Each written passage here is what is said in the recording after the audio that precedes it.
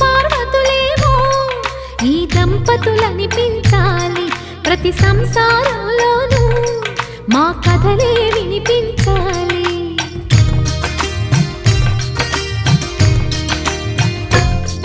ఆ సిరిని శ్రీహరిని మా జతలో చూపించాలి శ్రీకాంతుల కొలువంటే